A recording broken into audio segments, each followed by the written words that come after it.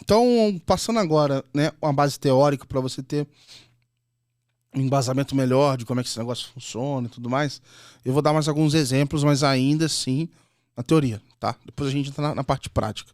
Como é que funciona o Open Banking? Então, primeiro assim, eu vou dar um exemplo falando do Brasil e aí você depois pode entender, cada país tem uma governança e tudo mais, tá? Tem países onde a implementação foi orientada pelo regulador, ou seja, chegou o Banco Central e falou, nós vamos ter o Open Banking, esquece. Vai ter, entendeu? Tem países onde a implementação ela é orientada pelo mercado. Então o mercado se autorregula. Nesse país, geralmente, o Open Banking não existe ainda. Ou ele está muito patinando, tá? Geralmente o sucesso maior tem vindo do regulador. Aqui no Brasil está sendo assim. E aí o que acontece? Aqui no Brasil, o Bacen define instituições por porte de tamanho. S1, S2, S3, etc. E aí, quem são as instituições maiores? Você tem lá S1 e aí as menores, assim por diante. As instituições maiores, S1 e S2, são obrigadas a participar do Open Banking, tá bom? Existe um princípio que a gente usa aqui no Open Banking, e eu até me questiono disso, enfim, mas acho que isso é papo para um pedaço mais da frente aqui da aula, é que existe um princípio chamado reciprocidade, tá? Que é o seguinte: se uma instituição participa do Open Finance e está recebendo informações de clientes, ela também deveria expor dados de clientes dentro do ecossistema. Obviamente, com o consentimento do cliente, tá? Com a anuência do cliente. Então, assim, olha, você não vai chegar aqui como uma empresa, uma startup, uma fintech, qualquer que seja, e vai só receber dado de cliente, entendeu? No Open Banking você tem que estar preparado também para compartilhar. Então, já que o cliente é dono do dado dele e ele pode levar este dado até você, ele também pode pegar o dado que você tem e levá-lo para outra instituição, tá? Então, o que acontece S1 e S2 são obrigadas. Por que o Bacen faz isso? Porque ele garante que tem uma massa relevante já de clientes que estão dentro do ecossistema e faz isso criar um efeito de rede, tá? Então o que ele está fazendo? Ele está garantindo que tem um mínimo de instituições e clientes ali cobertos pelo que ele está fazendo, tá bom? Instituições menores, S3 e etc., podem participar como voluntários. Então ela levanta a mão e fala, Bacen, quero entrar nessa história, como é que eu faço? E aí ela segue as mesmas regras de todo mundo, tá? Então aqui nesse desenho você tem vários banquinhos aqui, instituições que estão participando. E aí como é que funciona? Primeiro, lembra que eu falei, né? Os tubos são as APIs. Então eles criam APIs aqui para se conversar, tá bem?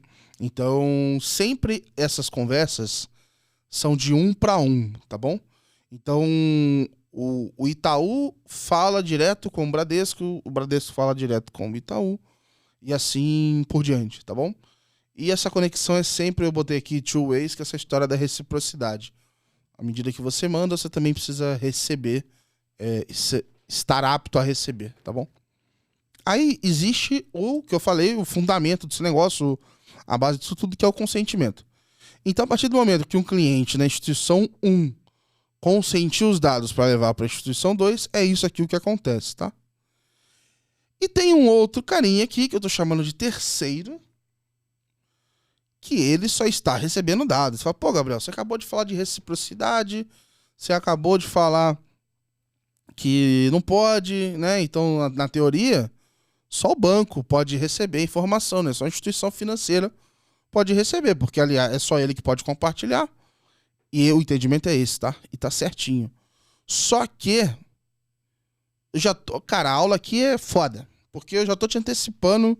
Essa aula vai ser atemporal, tá? Porque provavelmente no futuro esse negócio vai acontecer aqui no Brasil. Lá fora, tem esse carinha aqui, que é o verdinho que eu tô te mostrando, que ele é o TPP, que é o Third Party Provider, que é o terceiro. Pode ter um cara lá fora, no Brasil não existe esse desenho regulatório, não tem.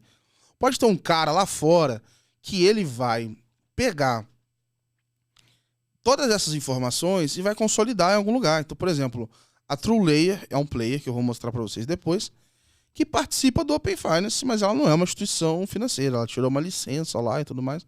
Ela tem API e assim vai. Você pode ter aqui player que faz agregação de dados e mostra esse dado consolidado.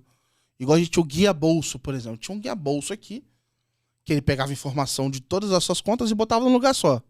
Esse cara poderia ser um TPP, mas não existe a figura do TPP no Brasil, tá?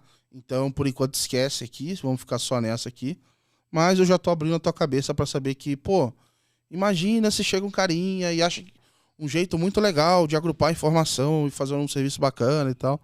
Não, ele não vai chegar, porque para participar do Open Banking regulado, ele tem que ser uma instituição financeira regulada pelo Bacen. E aí, consentimento na prática. Eu trouxe um videozinho aqui, vou mostrar para vocês, super rapidinho, de um consentimento do BTG para agregação de contas. Mostrar para vocês aqui o passo a passo, né? Como é que foi esse negócio. Eu mesmo que gravei isso daqui.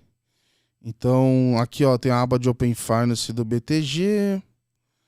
Enfim, eu tava só mostrando uns outros negócios. Cadê o Open Finance? Compartilhamento de dados. Ó, aí você vê que aqui você escolhe a instituição, né? Então aqui, ó, eu tô escolhendo a instituição que eu quero trazer os dados pro BTG. Tô escolhendo o Itaú.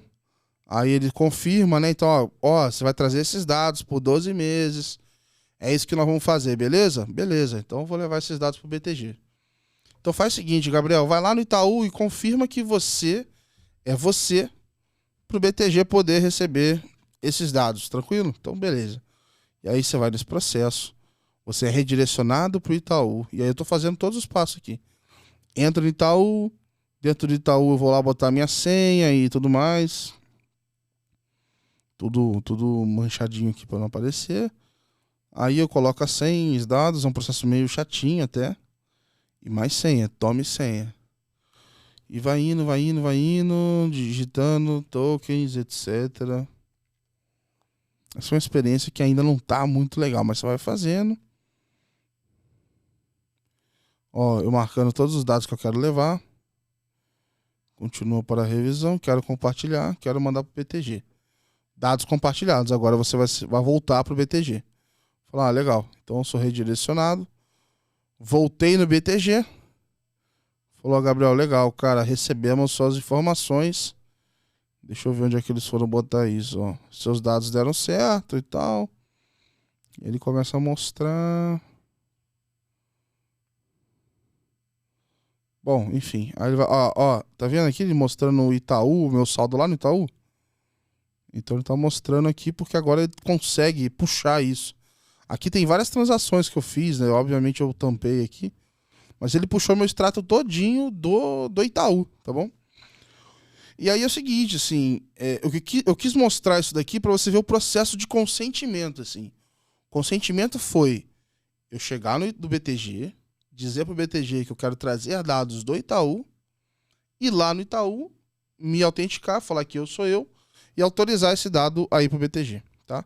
Então, quando eu falar de consentimento, eu tô falando desses passos aqui.